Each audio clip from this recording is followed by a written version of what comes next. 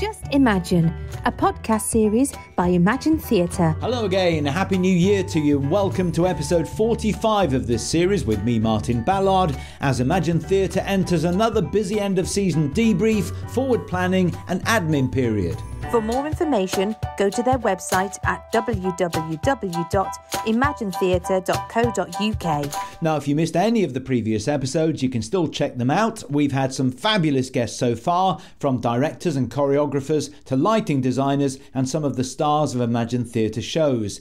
We've talked about how pantomime is produced, its history and its future. And there are many more episodes to come because Imagine is one of the UK's biggest producers of pantomime and children's theatre. Now, if you remember, before Christmas, we ended the calendar year talking to Vernon Kay with the Panto season in full swing. It was another highly successful season for Imagine, with almost 500,000 audience members watching 21 productions across England, Scotland and Wales. But inevitably, each season poses its own challenges. And you might be thinking now that everybody can put their feet up until next Christmas. I can tell you far from it. So let's find out about the season and what the priorities are for the company at the start of 2023 with Managing Director Steve Bowden and his wife, Business and Marketing Director Sarah Bowden. Happy New Year, first of all. Happy New Year. Hi Martin, good to see you. Steve, tell us a bit about last season. It was the biggest leap of faith the company's ever had with 6 brand new venues. How did it go? Wow, you're absolutely right. It went very well. It wasn't without its challenges, but what was fantastic was that in all the venues we achieved a full presentation of pantomime, the likes that we haven't achieved since 2019. So it was just a really rewarding experience to go through. And we did it. We're here on the other side of it and we're able to talk about it. Yeah, and the number crunching has already been done, Sarah. Some of these figures are incredible. Yeah, it was really interesting. When you put on a season like we've just put on, you forget about the detail that sits behind, and 476,886 people watched one of our shows. It blows our minds. When we started this company with literally nothing, to be then presenting a figure like that just completely blows us away. We're so lucky. I mean, there are so many other firsts as well. There'll be lots of young performers, for instance, who have never done professional panto before because, after 3 years without a junior ensemble, the kids were back. That's right. The last time that we had children in the pantos was in 2019. Our panto season closed. I'll remember it as clear as day on the 5th of January 2020. We never dreamt it would take until the end of November 2022 to see children performing back on stage in our shows. That's only 6 weeks short of 3 years it took to get children back. It was wonderful. We had 399 young people performing in our shows, and I hope each and every one of them went away with a really positive experience, learning about themselves as much as about the medium of performing on stage. And that's why it's so important we get children in shows. They learn about themselves, they develop, they just take so much away from it. But yeah, we were thrilled that children were back. It was hard in 2021 putting on panto without children. But it was the right thing for the pandemic. But now we're back and they're there. And as well as that, of course, many first-time performers straight out of drama school who may have done, pantos in a junior ensemble previously or in amateur pantos, but this was their first professional experience. Again, absolutely. We always think it's great to take young people and slightly older people, depending upon when they've joined the profession, and give them their first opportunity to perform. We know there was a huge number of people made their professional debuts this season. We don't have the exact number, but that's something we actually want to try and find out, because we said in-house we'd love to know how many people made their professional debuts with us this Christmas. That's a real blessing to be given that honour, to give somebody their first job. And as well as obviously managing director of the company, Steve, you direct the Hexagon, which I saw, fabulous panto again this year. What was it like for you directing a panto again with a junior ensemble? It was a so rewarding experience. What you mentioned about, giving a lot of junior ensemble their first professional debut. One of the lads who used to be in our junior ensemble is now graduating this year and was in the Reading Panto. And they used to appear in it, and I was directing them 10 years ago. And that is an amazing experience. But that is the power of panto. And as Sarah said, if we don't have these children experiencing professional pantomime and professional theatre, how are we ever going to get them into the industry further down the line? These experiences are so important. And this was the first year as well, I think. song sheet returned with young members of the audience up on stage. It's exactly right, and that's another moment that people cherish. We all have memories of going to see the Panto and watching children go up on the stage at the end, and lots of children look forward to that opportunity. So to be able to bring that back was really special. Now, a lot of people might be thinking, well, everybody's been vaccinated now, we're out of COVID, stupidly, so everything must be all right. I mean, forget COVID. I mean, illness in general is rife, and you hear about it in the news every day. How did your Pantos cope? We coped, and what was interesting is that we were all a bit on edge as to how we would react when we got our first COVID case. And actually, reassuringly, it happened in the Reading rehearsal periods, and I was the first one to witness one of our cast members come down with COVID. And as the regulations suggest, if that person isn't ill and there's no compulsory testing, then you can't stop them from coming in. So we all sat down as a company with the theatre staff and ourselves and said, this is where we are. How do people feel? And we collectively put some mitigation measures in place, but carried on. And that was the most important thing. Once we'd got over that COVID issue, then yes, there were other illnesses, but everybody just coped as we always have done. And you just enhance the cleaning regime and enhance the self-care. And I think that's what we've learned. We've learned how to live with these sort of illnesses, and we carried on. Yeah, one thing's for sure, Sarah. We thought, didn't we, that all the plans were in place, whether it be COVID or any other illness, you can take all the safety measures and the precautions you like. You still can't stop it happening at some stage. That's it. Once an illness gets in, it gets in, and sometimes it just goes through a company. And that's always been the case from day naught. That's the nature of a virus. I can say that this Christmas we've had more understudies on than we've ever had. So I'm going to give a massive shout out right now to everybody who had an understudy track of any form, whether they went on or not. You are the absolute backbone of our productions, and thank you. Understudies were the heroes of the day, as they always are. They're the unsung heroes. Every single member of a company is critical, but sometimes when you get that very short notice, you're on. To be ready and to do that, and to be ready to go on and to perform at the level that the understudies did, is really something. So understudies, you are superstars. Thank you. And for those people in the audience who don't understand, they might think, oh, well, this is stupid. Somebody's off because they've got a cold or a cough or whatever. Just think about how that affects the performer, because you may feel reasonably okay, but if you've got no voice, or it sounds like you've got a peg on your nose, you can't go on. It's just not giving the audience what they expect, is it? And that's exactly it. The illnesses that went around this year particularly affected people's voices. And there are elements that you can mitigate. We do take sick tracks, which you can, if necessary, use, although performers tend to be quite reluctant to use sick tracks, but they do exist. But you've still got all the dialogue you've got to deliver. And we had a lot of people who weren't really poorly in themselves, so they were physically able to be on stage, but they opened their mouths and not a sound came out. And at that point, you've got to protect the voice and you've got to look after things. So it's been a really interesting year of illnesses that we've never really encountered before. Voice illnesses are common, but not to the level we had them this year. So, Steve, given the issues that we mentioned with illness, the fact that you took on 6 more venues this year, and you had junior ensemble back and everything else, are you in a better place, do you think, than you were this time last year? So much better. We were reflecting how we felt at the end of Panto season this year compared to last. The significant difference is we were living through a Panto season in 2021 where from hour to hour you didn't know what was going to happen next. And, we ended up in Scotland and Wales having to close pantomimes early. And the mental and physical impact that had on our staff, plus the staff who we were employing, was enormous. And as owners of any business, you are absolutely tied into the relationships with these people, and you're making really, really heartbreaking and heart-wrenching decisions. And that emotionally breaks you. So we all said, we came out of the Panto season last year feeling exhausted, feeling unsettled. Theatres were still closed in Scotland and Wales up until the end of January, beginning of Feb. So it wasn't until Easter last year that we actually really got a grip on this season can run, and let's try and run this season back up to strength. And it took most of the summer to realise that actually was potentially what we were going to be able to do without interruption.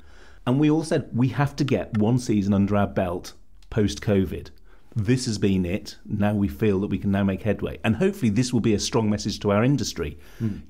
Across the board, theatres have seen a strong Panto and Christmas show season, perhaps not as strong as it has been in previous years, but stronger than last year, and audiences coming back to see the shows. And we must use that as a positive story and build on that as we head through the year. Yeah, you mentioned the industry, and the issues you've had are not unique to Imagine, are they? So one thing that is quite useful, which a lot of people may not realise, is how supportive of each other all the producers are, whether it's Evolution, Crossroads, Imagine or whoever. You keep in touch during the Panto season and support each other. Absolutely. That's the one massive positive that's come out of COVID. We've all got each other's phone numbers on speed dial. And Panto producing is hard. It's hard. And we hopefully with this podcast and some of the past episodes talking through what we do and how we do it, and this episode and moving forwards, we're trying to give an insight into what it's like to do what we do. This might inspire a few people in the future to become producers as well, which again is part of our reasoning behind the podcast series. But the producers wish each other happy Christmas, happy New Year, but also they're the only other people that understand what it's like to do this job. And it's really lovely. And so a big shout out to all the other Panto producers out there, because when we needed each other, particularly during the pandemic, we were all there for each other. And the support that we got from our colleagues and our friends out in the industry, in the Panto producing industry, was second to none. And I've got the most wonderful photograph last year at the UK Pantomime Association Awards, where we all managed to meet up in person for the first time since the pandemic and literally threw our arms around each other and said, "We're here, we did it, well done." That would have never happened pre-COVID, and I'd like to think that it will continue to happen because, yes, of course we're competitors, business-wise for each other, but we're also still friends as well, and I treasure that very much. Well, every cloud has a silver lining, they say, don't they? I'd like to say that, now the Panto season is over, I've flown out to meet you here in the Caribbean, because that's where you are at the moment. Sipping cocktails. Yeah, and as you can hear, the tide gently washing on the shore. No, we're not. We're actually in your headquarters in Coventry, because despite what people might think, this isn't a really quiet time for you, is it? No, and that's what we always smile at, because so many people think as Panto producers, great, you've done it, you must be able to put your feet up. This is as important, this next 3 months, as doing the season itself. We're obviously doing a huge amount of debriefs with the venues, because we really spend time looking at what we did, how it was received, what we can do better, what worked, is there anything we take away from that to help us shape the following year's shows. But also the scenery, the costumes, the props, the special effects all come back. They all need to be inspected, they need to be put away, there needs to be maintenance calls and schedules established so we know what we've got to repair or what needs replacement. There's got to be planning for the new builds that we've committed to making. So there's an enormous amount of follow-up from the season that has to happen, and as you can see just looking out the window, there is just a huge amount of equipment that has been returned today and needs to be sorted and put away. So it is a busy period. Yeah, before Christmas we were talking about the Arctics all lining up outside to collect sets. Now they're bringing them all back. As I walked in, somebody said to me, "Can you pass me that Cinderella coach?" I said, "That's probably a bit too heavy for me." But this is really busy for you, Sarah, isn't it? There's so much going on now. I mean, it is, and that's the bit that, again, the reason we wanted to do this particular episode of the podcast was to take people through just what it's like after the season for us. So to contextualise, we're recording this 4 days after our Panto season closed. So we are middle of January. We've just finished Panto season. Me, personally, as well as doing the budgets for next year and working out the spends on the shows for 2023, I'm also doing all the reconciliations and settlements for 2022. So there's a double set of figures going on. We've got wardrobe trundles being returned with thousands of costumes, all of which have got to be cleaned. We've got, as you said, Martin, we've got Arctic lorries coming out of our ears, coming back to us, because everything seems to close at once and come back at once. We're doing meetings to plan cast sizes for next year, sets, costumes, props, what's going on to the production, so that we can start the script writing, because by the end of January we have to have locked in what the productions look like for the following year. So January for us isn't rest time, it's what are we doing next year, what's it going to look like. We send as Steve said, we send the scenic artists off to make good and repair and make new. We send the costume department off to make good, repair and make new. Same with the props department. We've got an administration team who's doing all the behind-the-scenes scheduling already for 2023. We've got an operations department that's already well in the way of not only our own shows, but the ones we hire to as well. So this is one of the busiest times of the year, January into February. We do have quite a heavy holiday session in the middle of February when it's half term, and a lot of people take February half term off. But other than that, we don't really get a break until April. So we get some lovely emails from people saying, we hope you're having a nice rest. I'd love a nice rest right now. Well, at least you haven't got to jump in the car and go and see another panto maybe for a while. How many did you both see? I saw 30. And how's the counselling going? Yeah, no, do you know, the thing is, as I often say to people, is we do produce pantomime for a job, but we love it. So we've just come back from a weekend of literally travelling the country, seeing every single panto that was still open, because we love going to see panto. And that's kind of what brought Steve and I together in the first place. So if we don't get to see panto, then it's not who we are. And Can you beat 30? I can. I think I'm up to 36, and I've still got a couple more to come. But, you know, as Sarah says, you have to be out there. You have to see and support the industry. And it's really important that we go into theatres, we talk to theatre managers about the experience they've had working with us, but we also go and support other theatres where we don't produce and see generally how the marketplace for pantomime is. Pantomime is ever evolving, and it's really nice to be able to, when you watch a panto that's not one of your own productions, to take stock of where they are in time, what their thoughts are, what their mantras are for putting shows on, and just, you know, assessing the industry as a whole. We talked last year, didn't we, about the drag panto. This year, another producer produced a Muslim panto for the first time. We're seeing all sorts of innovations. Is that something that's going to continue, do you think? I really think it is, and with the advent of the UK Pantomime Association, which is kind of championing the way we look forward and bringing, you know, voices collectively together just to examine and look at ensuring that this art form carries on and is reflective of modern society. I think there's so many opportunities for innovation in terms of the way we put casts together, in terms of the way we stage pantomime, in terms of the places where we put pantomime on and how we do that. So it is always going to evolve. And the great thing about Panto is it's done that since that's why it makes it, you know, since it first came around, it continues to evolve. And being able to come together as producers, as practitioners, and have sensible discussions and just, you know, just question things that people flag and concerns that people have and assess the impact and how we can support and how we can do things differently is really important. And of course, we've got the MA in Panto up at Staffordshire University, which gives it, again, another degree of legitimacy. So it'll be really exciting to see how it evolves this year and into next and beyond. So what are the priorities now at this time of year, Sarah, generally? And we talked about, you know, debriefing on what's happened in the previous season, but in terms of looking ahead, what are the priorities now until maybe April? The priorities now are understanding what next season looks like and putting the bones together of that. It's always difficult. We need to know cast sizes, how many cast, how many ensemble, how many children, those basic things, what costumes we're using, what sets we're using. Initial drafts of scripts, we have a very tight deadline for initial drafts this year because we want to really get moving. The priorities are always budgets and so on, because casting will start in the spring and we have to have everything ready behind the scenes. We've got a full-time member of staff just looking at getting contracts ready for the season. We've got a member of staff just planning for children's licensing and children's preparation.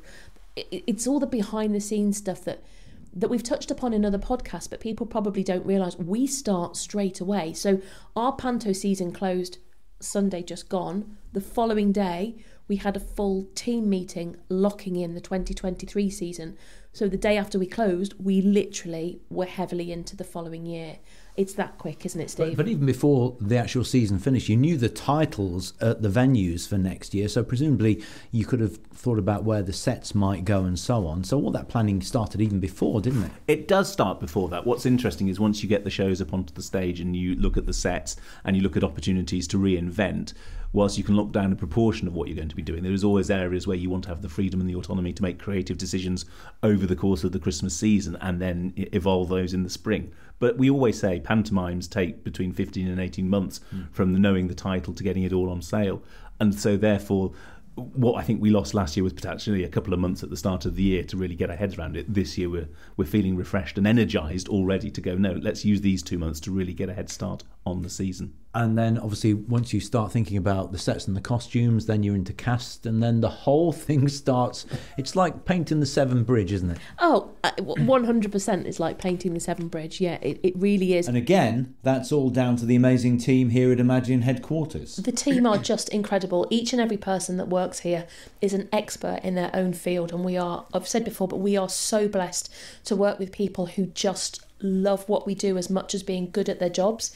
There are lists upon lists upon lists. Every single person in this team is a massive cog to make everything turn. We have a team meeting at 9:30 every morning, which is just a chance to say hi and how are you doing, but it's a really critical part of the day because it reminds everybody just what a key role they are playing within this business, and every single job makes a difference. Yeah, the administration team and the operations team, and in fact the whole team, you'll have never seen as many lists in your life. And forward planning is key to all of this, isn't it? Because the last thing you want is to come up against any unforeseen circumstances or overlook something, because that could throw the whole operation into chaos. Oh, completely. If we fall behind on our schedule, if we don't load a lorry on the right day, or we don't pack a trundle on the right day, or we don't send something out on the right day, because we've got such a small yard here, it knocks everything on. So yeah, things have to go out on the day that they are due to go out, or we've knocked the schedule back and it doesn't work. Or that might mean that instead of loading 4 lorries on one day and 4 the next day, the following day they've got to load 5, and that's a big ask to get 5 lorries in and out of the building in the day. The expansion of this company has been incredible, hasn't it? Yeah, I mean, I'm still speechless at just what has happened. I think I've joked before, but when Steve and I sort of got together and we said, oh, it'd be fun to put on some pantos. I don't think we ever dreamt the opportunities that would be presented to us, but also the calibre of people we would get to work with, not just at head office because they're amazing, but across the whole spectrum of the season. Just everybody that we work with, right through from the people who do the photos and the videos at our photo shoots, through to the creative teams, through to the casts and crews and the technical and the suppliers, and just everybody. We're just completely blown away by it. In terms of Panto for the future, do you have any targets yourself in what you want to see on a stage from an Imagine show? I think we're always looking at evolving technologies. There's a lot of scope for bringing and connecting with audiences beyond just the auditorium itself. And it's looking beyond the constraints of a proscenium theatre, because performing arts is such an important part of people's well-being. It's about allowing them to connect with it, but not necessarily having to pay a high price or sit in an auditorium watching something through a proscenium arch. I think there are ways that theatre can reach people and they can benefit from it beyond a theatre. So for me, it's about exploring that. It's about exploring the technology that we can put on stage. Clearly, bringing screens into Panto and pushing that forward is something that we would like to develop, and the way that we can bring other technology into that. I'm a great fan of illusions and magic. I love circus. It's doing what Panto has always done. These art forms have always been included in Panto, but it's about how we can represent, re-deliver, re-challenge the audience. The audience's expectations are very different now from how they were 5 years ago, and it's making sure that those expectations are satisfied. And, people always say it's a lot of children's first introduction to theatre. Yes, that's very true. But we also have to remember that those children are looking at it from a completely different viewpoint to generations that have gone by.